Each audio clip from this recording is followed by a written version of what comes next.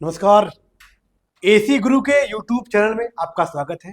और आज एक बार फिर एक बेहतरीन सी वीडियो में लेकर आया हूं दोस्तों। और आज की वीडियो में मैं आपको क्या बताने वाला हूं, आज आपको वीडियो में यह बताने वाला हूं कि सेंट्रल एसी, जैसा कि आपको पता है कि वहां पे प्रयोग की जाती है जहां का ठंडा करने का स्थान बड़ा होता है, वहां पे सेंट्रल एसी का प्रयोग किया जाता है। तो सेंट्रल एसियां भी दो प्रकार की होती थी, जैसा कि हमने कल की वीडियो में आपको बताया था कि सेंट्रल एसी दो प्रकार की होती है, जिसका पहला सिस्टम या जिसकी पहली एसी पैकेज एसी होती है और उसकी दूसरी एसी चिलर एसी होती है। एक पैकेज एसी, दूसरा चिलर एसी होती है। तो आइए आज की वीडियो में आपको हम पैकेज एसी के बारे में बताएंगे कि पैकेज एसी का कार्य प्रणाली जो होता है, सिस्टम क्या होता है, उसका तरीका क्या होता है, वो कार्य कैसे करती है, तो इसका पूरा फिगर बना के आपको विस्तार पूर्वक बताते हैं। तो मेरे वीडियो पे आप अंत तक बने रहकर कैसेट एसी का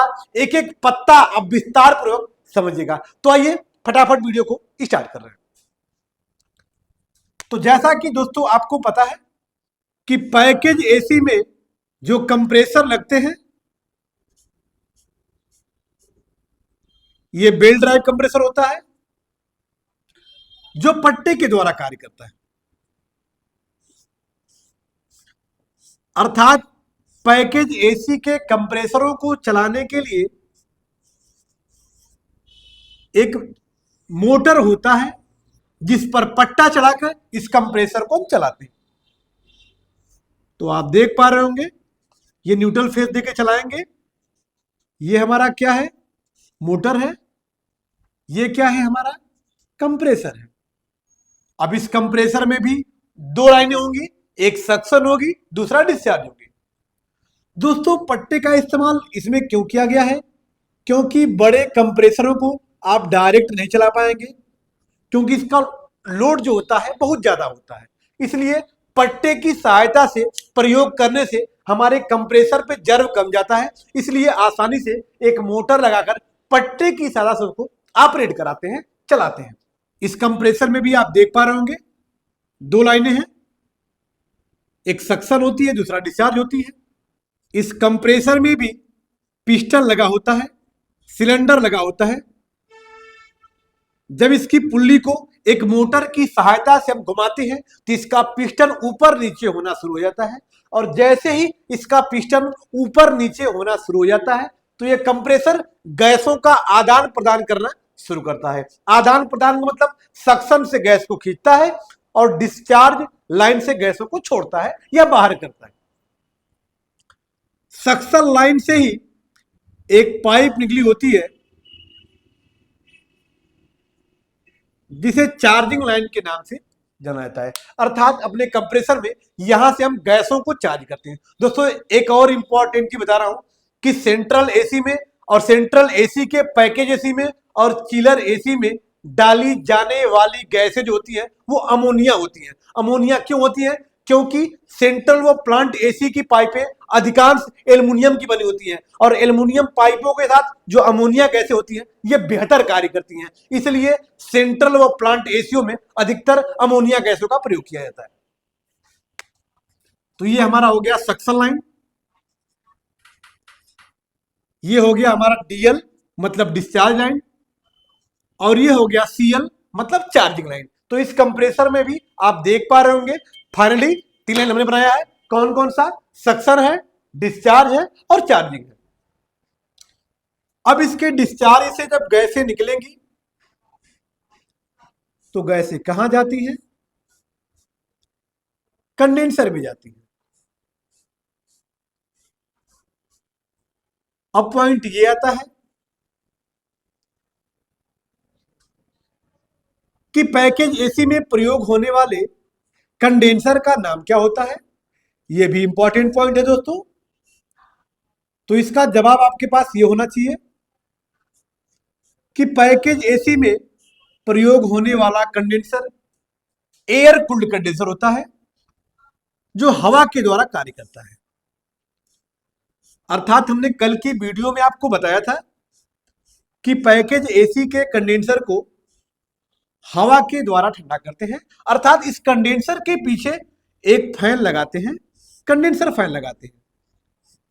उसके हवा के द्वारा इस कंडेंसर को हम ठंडा करते हैं, जिससे हमारी गैसें आसानी से वेपर से द्रव में बदल जाती है। और वहीं पे अगर चिलर एसी होगी तो उसके कंडेंसर को ठंडा करने के लिए उस कंडेंसर के ऊपर से पानी गिराते हैं, जिस पानी के द्वारा हमारा कंडेंसर जल्दी से ठंडा हो जाता है और हमारी गैसों को जल्दी से वेपर से द्रव बदलता है। इसलिए पैकेज एसी की तुलना में चिलर एसी बेहतर कार्य करती है, लेकिन थोड़ा सा महंगी होती है और वो पर्सनल जमीन में लगाई जाती है, क्योंकि उसके लिए टंकी की आवश्यकता होती है। लेकिन शायद इसके लिए टैंक की आवश्यकता नहीं होती है, क्योंकि इसके कंडेंसर के पीछे एक फैन लगा देंगे, जिसके हवा के द्वारा हमारा कंडेंसर आसानी से ठंडा हो जाएगा और अपनी गैसों को आसानी से वेपर से द्रव में बदल लेगा। तो ये हमारा हो गया फाइनली हमारा कंडेंसर दोस्तों, और एयर कूल्ड कंडेंसर है। अब यहां पे ये हॉल होगा हमारा, हॉल समझिए या गोदाम कहिए इसे, जिसमें हमारा इवापोरेटर ठंडा करेगा। हॉल में क्या लगे रहेंगे? इवापोरेटर लगे रहेंगे। ये हमारे इवापोरेटर है दोस्तों। पैकेज एसी में प्रयोग होने वाला इवापोरेटर भी फिन्स ट्यूब टाइप इवापोरेटर होता है, जो एल्युमिनियम व कॉपर का बना होता है। इसका कार्य भी वही होता है अन्य एसीओ की भांति, जो किसी वस्तु या स्थान की गर्मी को खींचता है और वहां पर अपना कूलिंग का प्रभाव छोड़ता है, जिससे वस्तु या स्थान ठंडी हो जाती है। तो अब आते हैं, यहां से पाइप को निकाली जाती है। इसको निकाल कर कहां देंगे? सारे इवापोरेटरों में गैस देंगे।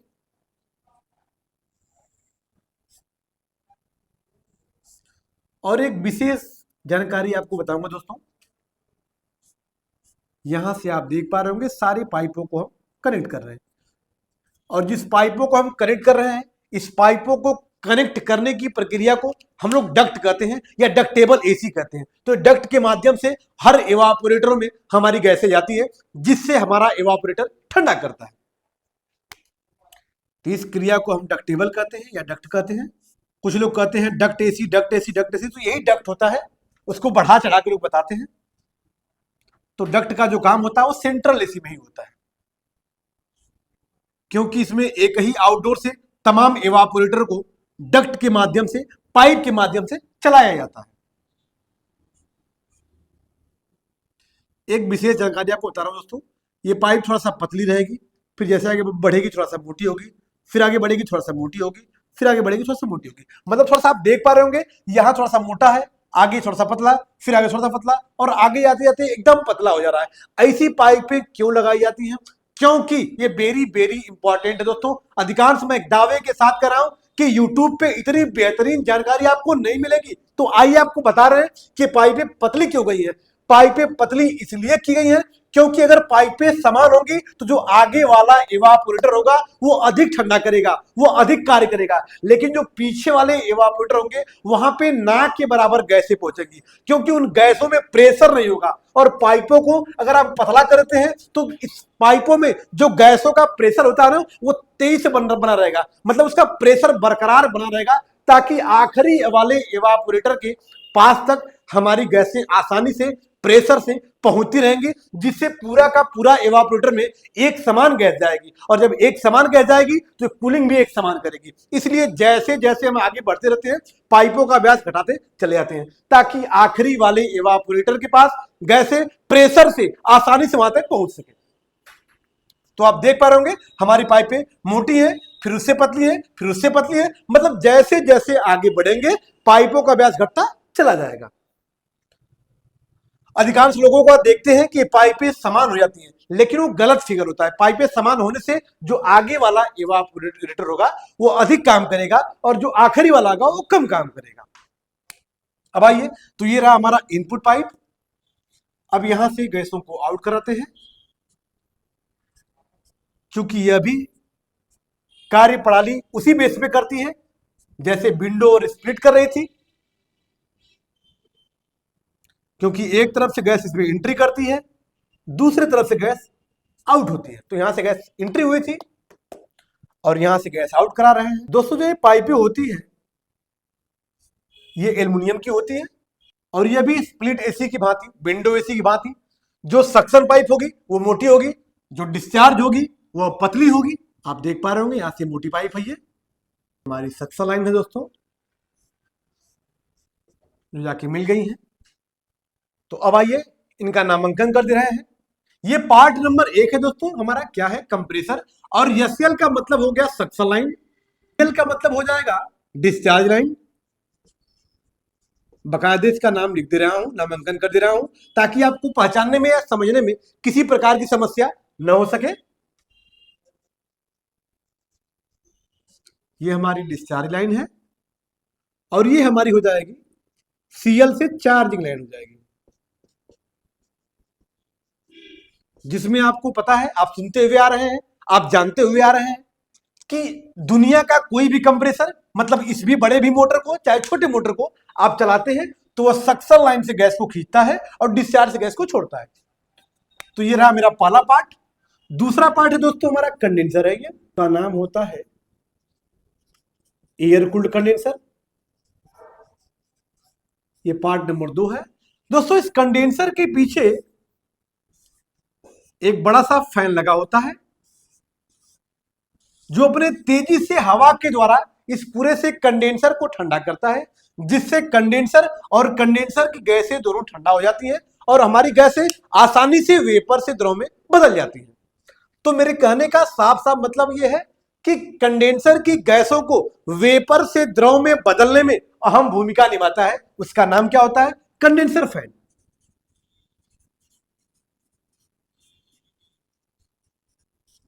चूंकि ये हमारा मैकेनिकल भाग नहीं है, ये इलेक्ट्रिकल पार्ट है, लेकिन फिर भी इसका फिगर बना के आपको हमने बता दिया किस प्रकार से ये कार्य करता है। अब आते हैं पार्ट नंबर 3 पे। पार्ट नंबर 3 है दोस्तों ऑटोमेटिक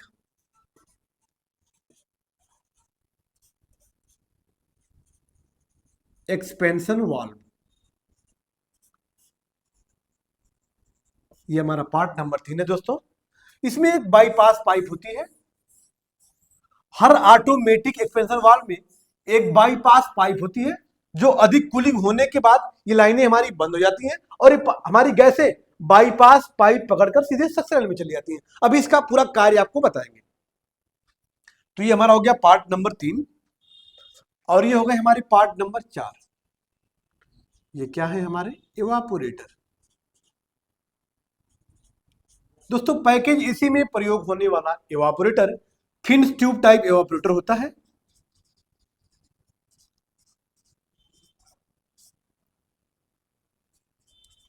हमने 4 इवापोरेटर को दर्शाया है और माल ओल में 40 इवापोरेटर लगे रहते हैं। तो हमने कार्य प्रणाली को बस आपको बताया कि इसी बेस पे वो भी कार्य करते हैं, क्योंकि 40 इवापोरेटर बनाने की यहां जगह नहीं मिल पाएगी।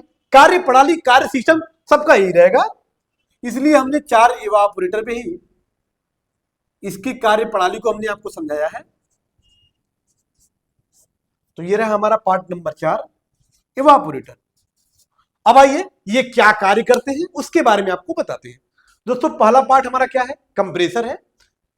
पैकेज एसी में लगने वाले कंप्रेसर का नाम बेल ड्राइव कंप्रेसर होता है, जो पट्टे की सहायता से कार्य करता है। क्योंकि बड़े मोटरों को चलाने के लिए, माफ करिएगा, बड़े कंप्रेसरों को चलाने के लिए एक मोटर की आवश्यकता होती है और मोटर के प्रयोग से हमको फायदा क्या होता है कि हमारे कंप्रेसर पे जर्म नहीं जाता है, और जब कंप्रेसर पे जर्म नहीं जाएगा तो हमारा कंप्रेसर बेहतर कार्य करता है और बड़े से बड़े पैमाने पे कार्य करता है। तो ये हमारा मोटर जो पट्टे की सहायता से इस कंप्रेसर को चलाएगा, और जब कंप्रेसर चलेगा तो वह क्या कार्य करेगा?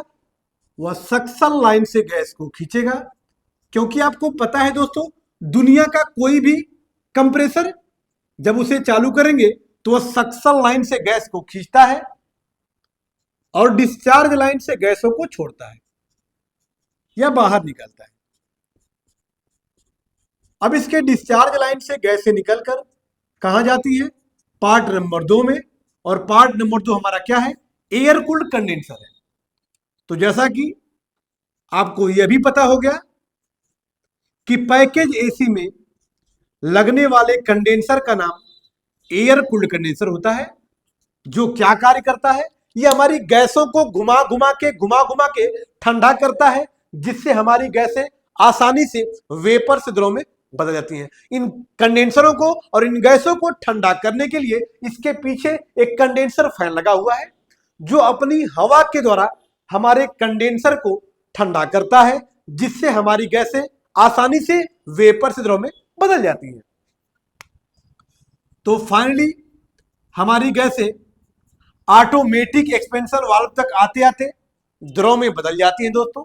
अब ये ऑटोमेटिक एक्सपेंशन वाल्व क्या करता है, ये एक वेरी वेरी इंपॉर्टेंट पार्ट है और क्या कार्य करता है इसके बारे में आप जान लीजिए, क्योंकि अधिकांश इंटरव्यू में ऐसे क्वेश्चन पूछे जाते हैं कि ऑटोमेटिक एक्सपेंशन वाल्व क्या करता है।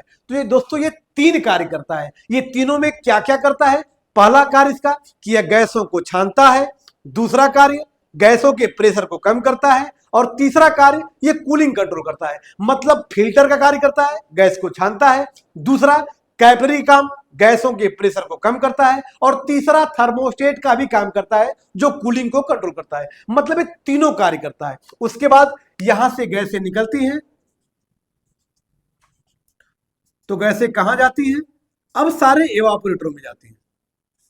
यहां से गैसें निकलकर सारे एवापोरेटरों में जाती हैं, जिससे एवापोरेटर क्या करता है कि किसी वस्तु या स्थान की गर्मी को खींचकर वहां पर अपना कूलिंग का प्रभाव छोड़ देता है, जिससे वस्तु या स्थान ठंडी हो जाती है। साथ साथ ध्यान दीजिएगा, एक और इंपॉर्टेंट चीज बता रहा हूं दोस्तों कि जब यहां से गैसें द्रव में बदल गई थी, तो वही द्रव गैसें कहां जाती हैं? एवापोरेटर में। द्रव कहां गया? एवापोरेटर में गया। अब एवापोरेटर और द्रव क्या करता है? आपके कमरे की गर्मी खींच लेता है, और जब आपके कमरे की गर्मी द्रव खींच लेगा तो कमरा क्या हो जाएगा? ठंडा, और द्रव क्या हो जाएगा? गर्म। जब द्रव को गर्म करेंगे तो क्या बनेगा? भाप बनेगा। अर्थात जब यहां से गैसें हमारी एंट्री कर रही थी तो द्रव के रूप में थी। किस रूप में थी? द्रव के रूप में थी। और जब यहां से आउट करेंगी तो किस रूप में आउट करेंगी? वेपर में। कैसे? क्यों? क्योंकि दोस्तों हमारी गैसों ने क्या किया था? हमारी गैसों ने हमारे कमरे की गर्मी को खींच लिया, और जब कमरे की गर्मी को खींच लिया तो कमरा क्या हो गया? ठंडा, और खुद क्या हो गया? गर्म। जब द्रव को गर्म करेंगे तो भाप बनेगा। तो वही भाप यहां से निकलकर फिर सक्शन लाइन के रास्ते से, सक्शन पाइप के माध्यम से फिर हमारे कंप्रेसर में चली जाती है। मतलब यही प्रक्रिया बार बार होती रहती है और हमारा एवापोरेटर कार्य करता रहता है। तो ये रहा मेरा एक और सेंट्रल एसी का जबरदस्त परिचय। तो यदि मेरी वीडियो आपको अच्छी लगी हो या मेरे चैनल पे आप नए हैं तो चैनल को लाइक, सब्सक्राइब और बेल आइकन दबाना न भूलिएगा, ताकि ऐसी ऐसी ब्लॉकबस्टर वीडियो अपलोड हो तो सबसे पहले आप तक पहुंच सके। फिर मिलते हैं नेक्स्ट वीडियो के साथ, तब तक के लिए धन्यवाद।